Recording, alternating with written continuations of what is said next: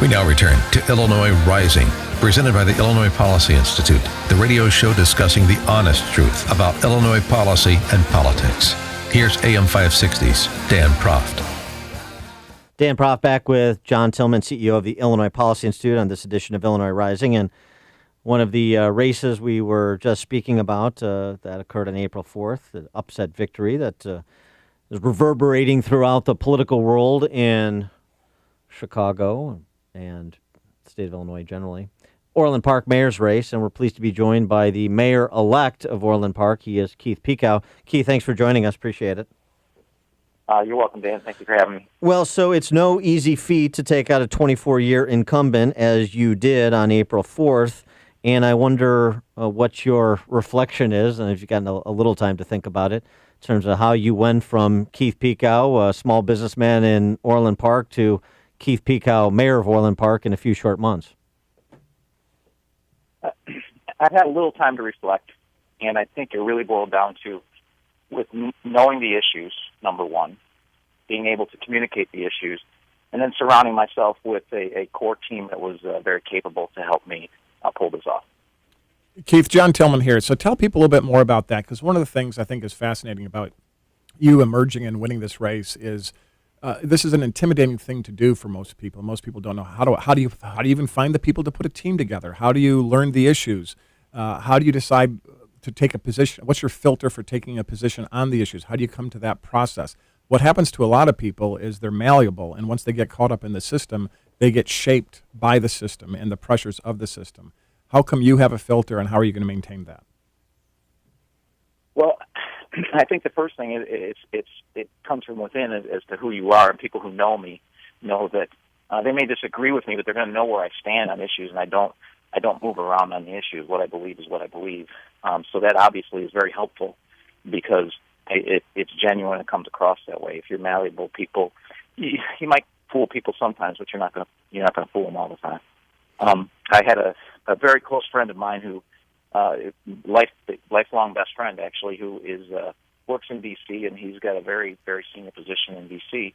and he is a non-political person, but when you're in that role, you're surrounded by politics.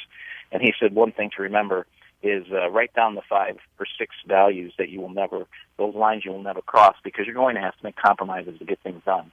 He goes, but don't cross those lines. And I thought that was extremely good advice. Yeah, that is a good advice, kind of especially from a guy from D.C. Yeah, your personal your personal principles, and which really determines your brand. Yep.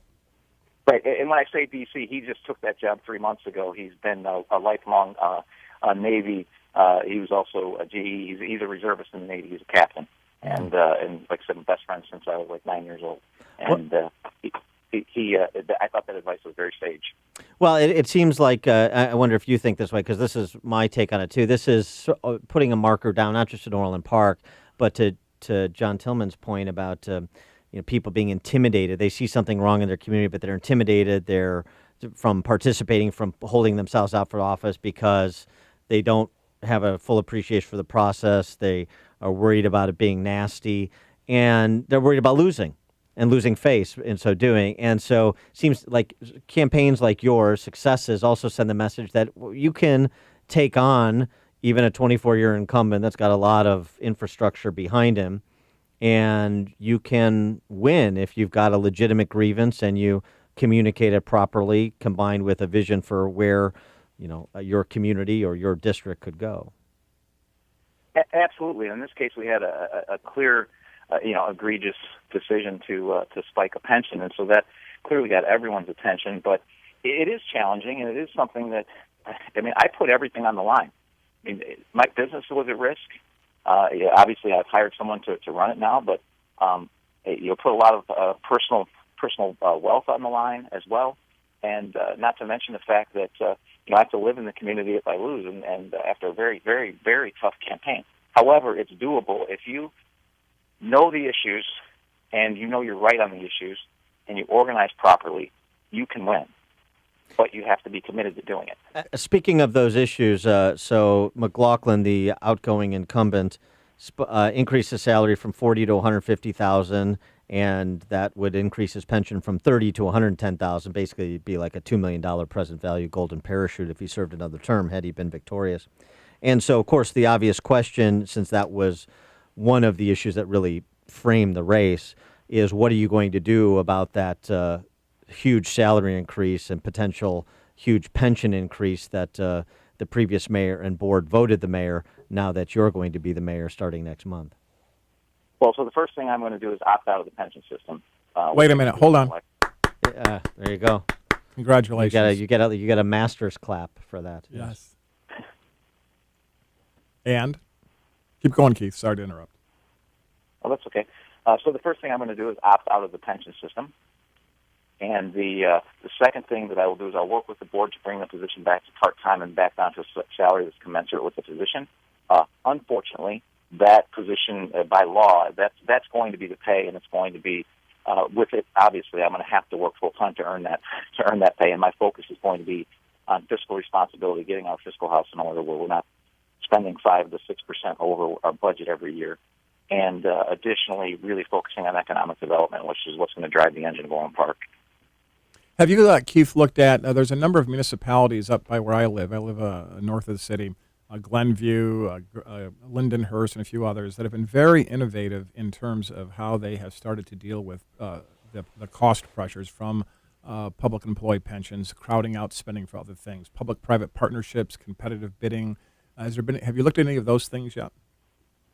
Well, clearly we need a lot more competitive bidding. There's been a lot of, I believe there's been a lot of no-bid work that's happened in Orland Park, and that has to go away. I think also we're a big enough community that for some services we need to have more than one supplier, because that will keep them honest and keep them working hard for you when you get to a sole source supplier in any business. You can put yourself in a lot of trouble, and I think it's the same thing with the village as well. What about regional cooperation? You talk a lot about figuring out how to work with a village board that isn't necessarily Keith Pekau loyalists at present. They're from the old regime. But also, like Tinley Park next door, you've got a new mayor there. You've got a conservative reform slate. Some of the old guard was turned out on April 4th, as it was in Orland. And I wonder if there's possibilities that you're looking at in terms of regional cooperation in Southwest Cook County to kind of provide an example that could be scaled to other regions of the metropolitan area that have similar struggles. Absolutely. One of the things I've talked about the whole time is it's a regional development issue for the I-80 corridor, which, if you're familiar with Orland Park, that is actually sits in Will County, so you don't have some of the Cook County pressures on your businesses. Tinley Park has developed that fairly well in the last 10 to 12 years, but I've had discussions with Jacob Vandenberg, who won in Tinley Park, also Frank Fleischer, who's the mayor of Mokina. We've had just a couple of introductory calls, but we're planning on talking afterwards. But working together, because bringing businesses and industry to the region helps everyone. Sure, some people will live in Orland, some will live in Tinley Park. They'll make their choices, but having the jobs local for all of us it helps all the communities, and a rising tide lifts all boats. I think that's a great approach in terms of the economic development, creating more jobs and household prosperity. The other side of it is to try to contain the cost pressure on all of your local governments. One of the things that's happened up in the North Shore area is regional cooperation in terms of 911 services. So all the call centers are now consolidated for, I think it's 9 or 10 communities up there, which has resulted in savings. There's some fire and emergency services protection that has been shared, which also creates economies of scale across communities. So there's ways for local municipalities to share some of those infrastructure costs as well that really start to take pressure off on your property tax levy. Absolutely, and I will tell you that you mentioned the board and being a challenge, and it may be to some degree, but I've already had a discussion with one board member, and I think we agree that there's no reason why we can't take a significant amount of cost out of the current budget. It's not a particularly heavy lift to do so, and so there's a board member already that agrees that needs to be done. Well, leadership matters, Keith, and that is a huge difference. And people who have sometimes people just no one's led them in the right direction. So we're happy you're there, and congratulations. Well, thank you very much. All right, he is Keith Pekau, the incoming mayor of Orland Park. Keith, thanks for joining us, and good luck to you. Thank you very much for having me.